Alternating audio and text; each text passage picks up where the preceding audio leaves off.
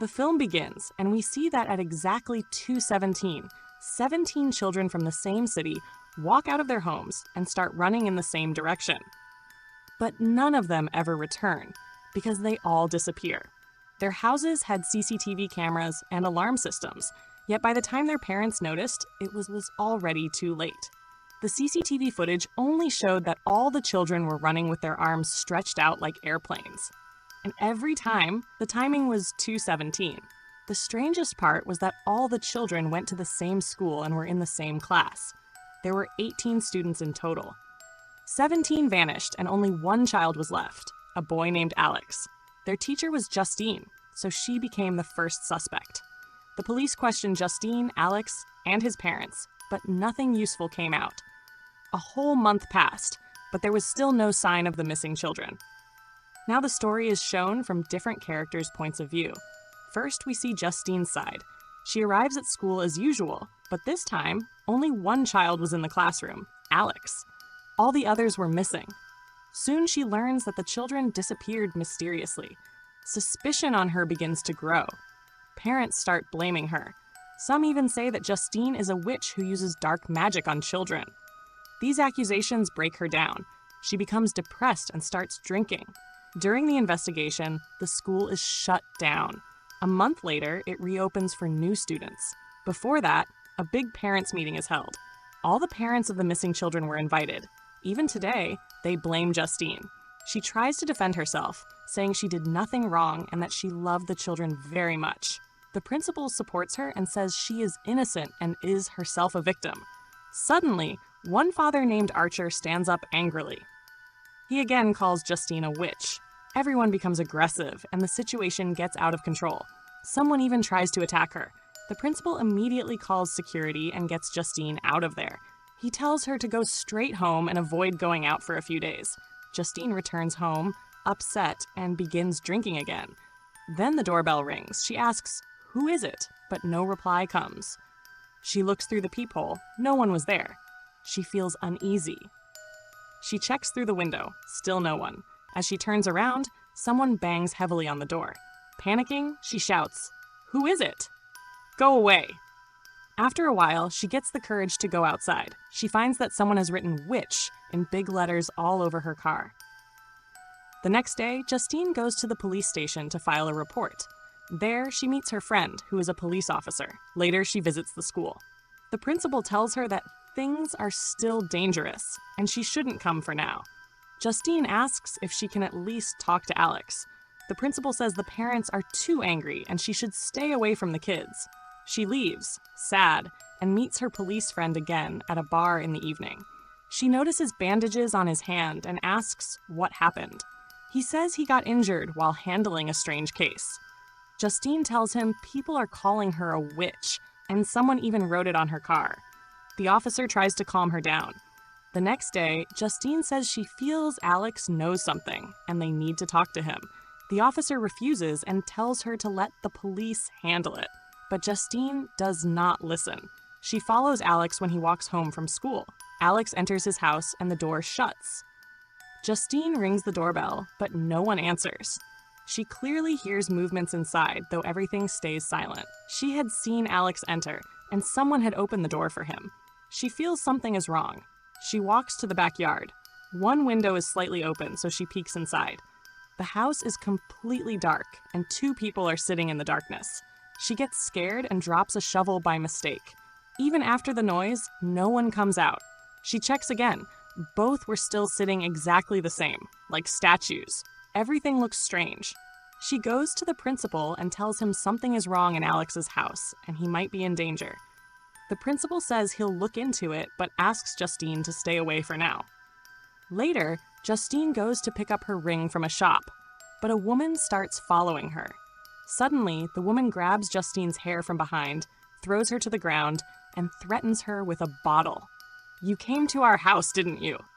Justine cries, "I didn't do anything. Please let me go." But the woman is furious and pours alcohol on her face. The shop boy runs out and pushes the woman away, saving Justine. That night, Justine returns home and falls asleep. She sees a nightmare. She finds herself alone in the school. When she walks into her classroom, all the children are sitting with their heads down. The clock shows 2:17. Suddenly, Alex lifts his head and gives a creepy clown-like smile.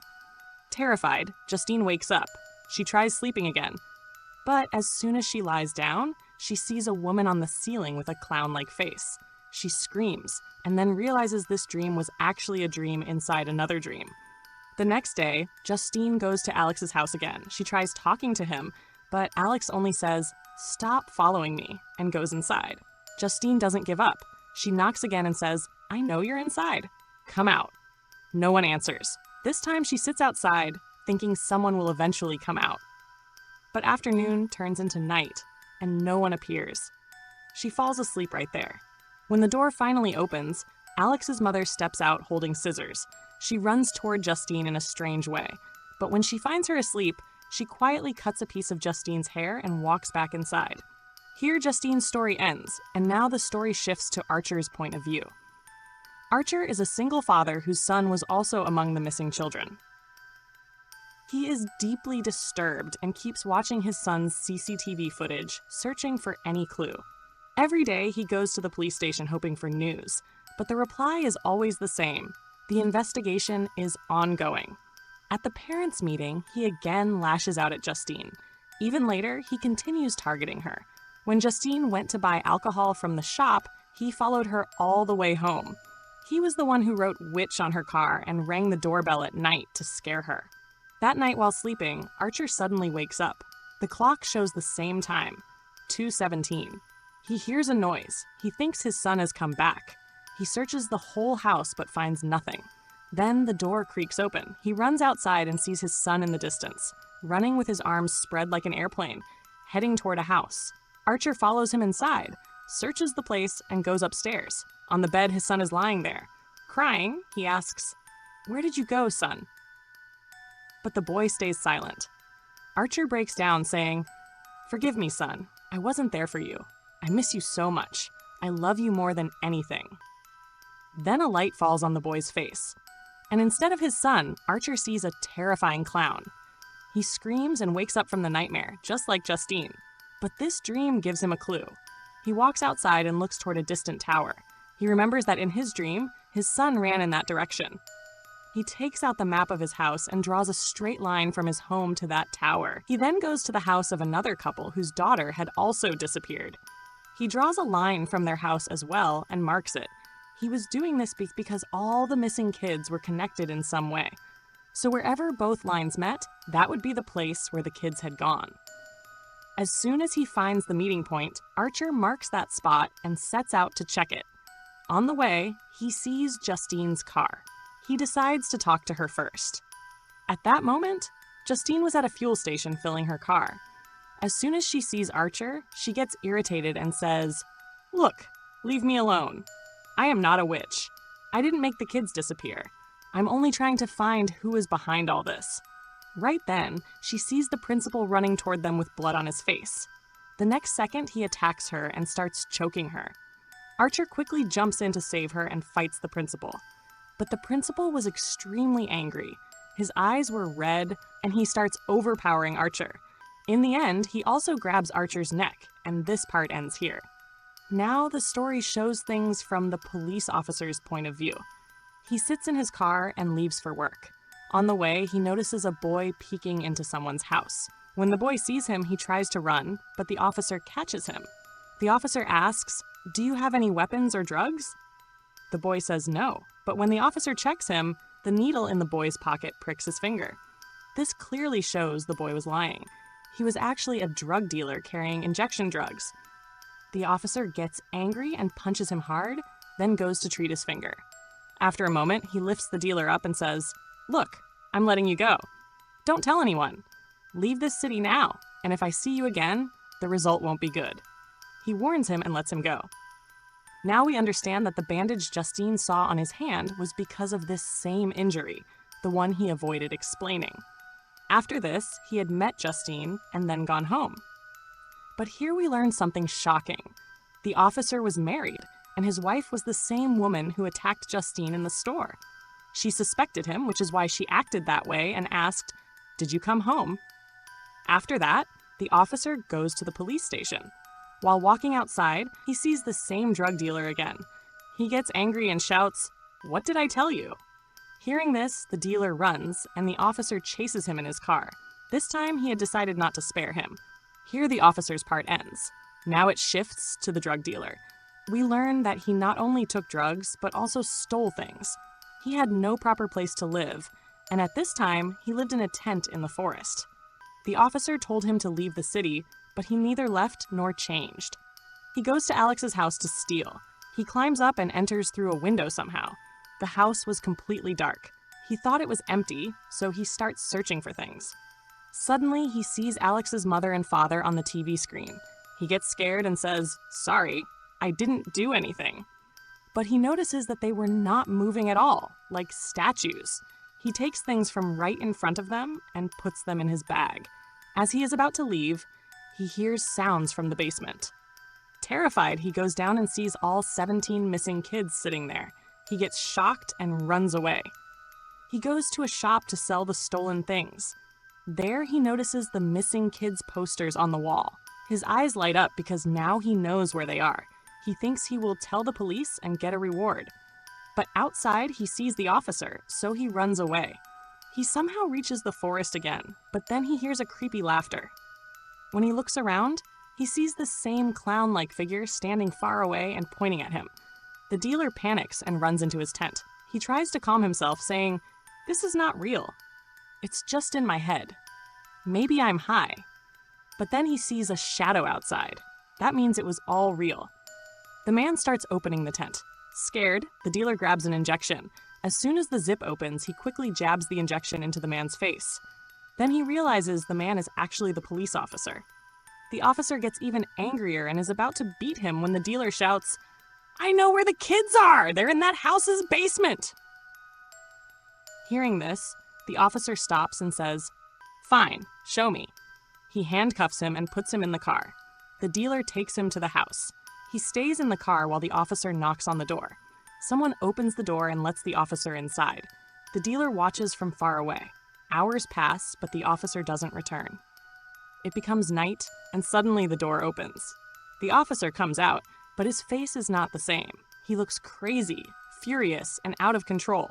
He walks straight to the car, pulls the dealer out, and starts dragging him toward the house. Here the dealer's part ends. Now the next part is about the principal. This will finally show how he suddenly changed. When Justine told him something was wrong with Alex's parents, the principal asked Alex to bring them. But instead, a woman came, saying her name was Gladys and that she was Alex's aunt. If we look closely, her face is the same one that scared Justine and Archer in their dreams, and the same one the dealer saw in the forest. This clearly shows she is behind everything. She says Alex's parents are not well and can't come, and that she is their guardian. But the principal says, "I need to speak to Alex's parents myself, not to a guardian." Hearing this, Gladys leaves. Later, the principal returns home and sits with his friend watching TV. Suddenly, the doorbell rings. He opens the door, and there stands the same Gladys, who enters the house pretending she needs water. And here the truth is revealed. Gladys is actually a witch, extremely skilled in dark magic. She traps everyone in her words so much that no one can understand what she is going to do next. Then she takes out a strange thorny branch from her bag. She cuts her own hand with that same branch, and blood starts flowing. Before anyone can understand anything, she pulls out scissors and cuts the hair of the principal's friend. Then she takes out a bell and rings it. As soon as the bell sounds, the principal comes under her control. She wraps that friend's hair around the same branch and breaks it. At that moment, the principal attacks his friend. He grabs him, slams him to the ground, then smears black stuff on his face. After that, he hits his head on his face again and again until his face tears apart and gets crushed completely. He dies in great pain. After this, Gladys takes out Justine's hair from her bag, which she had taken earlier when Alex's mom had it cut while he was sleeping in her car. She wraps those hairs around the same branch and breaks it and casts black magic on it. Now the principal runs to kill Justine, who is talking to Archer at the gas station at that time. Archer tries to save her, but the principal starts choking him. Justine somehow saves her life and runs inside the store. A little later, the principal leaves Archer and goes inside after her. Justine runs here and there in fear, but finds no way out. The principal advances towards her in anger. She gets scared and thinks that now her end is certain, but then Archer comes in between and stops him. In the fight, both get injured.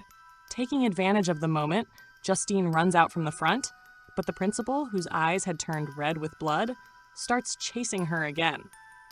Justine comes out of the store and gets into her car, but the principal reaches the car immediately. He punches the glass and breaks it with one hit. He tries to grab her, but then the car starts. Such black magic was done on the principal that he could not rest until he killed his target. He chases her like a missile, and perhaps that's why the film is named Weapons. Meanwhile, Archer also comes out and watches all this. He takes out his car too and follows the principal. Then another car comes and hits the principal directly, killing him on the spot. After everything ends, Archer apologizes to Justine. He had understood that it was not her fault. She was also a victim. Justine forgives him and says that she had never seen anything like this. What happened to him, after all? A few days ago, when I met him, he was completely fine. Archer says, I have never seen this either, but the way he was running was the same as those kids. Then he opens the map and shows Justine an intersection. Justine sees that Alex's house is at that same place. And from here, the next part of the story begins. Now Alex is shown who is going to school as usual. After school ends, his dad comes to pick him up and tells him on the way that from today, your Aunt Gladys is coming to live at our house. Alex asks in surprise, why is she coming? How will I live with her? I don't even know her. His dad says, son, she is very ill and has no one. She is part of our family, so we have to help her. At night, Alex is reading his book about witches. Then he sees that his dad has brought Gladys home. She looked very old and sick. She had a strange plant with her, which Alex didn't pay much attention to and went to sleep. The next day, his dad drops him to school, but doesn't come to pick him up after school ends. All the other kids' parents took them. Only Alex was left alone. After waiting a long time, he starts walking home. He thinks, why didn't Dad come? Maybe he got stuck in work? But when he reaches home, he sees Dad is at home, but his face is completely blank. He is sitting like a puppet and speaking in a strange voice. Mom was in the same condition. Alex gets scared, thinks, what happened to my mom and dad? Then Gladys comes there, who now looked much better than before. Alex now suspects that she is a witch and she has cast a spell on his mom and dad. He tries to wake them by pouring water on them, but it has no effect. Gladys says, now they are not yours. They will only listen to me. And then she shows Alex what she has done. She picks up the same thorny branch, wraps both their hairs around it, and breaks the branch. At that moment, both mom and dad start smearing the food kept on the table on their faces as if someone forced them. Alex screams, stop! So Gladys puts the broken branch in a bowl of water and everything stops. She says, if you want your mom and dad to stay alive, don't tell anyone anything and do exactly what I say. Now she takes Alex under her control and makes him her puppet. Alex sees every day that Gladys is doing magic in front of that plant, due to which she is slowly becoming young and healthy, but after a few days she becomes old and weak again. One day she says to Alex, if you do one job for me, I will fix your mom and dad and leave from here. The job was that Alex had to bring something from all his classmates so that she could cast magic on them. Innocent Alex had no idea of the danger. He agreed.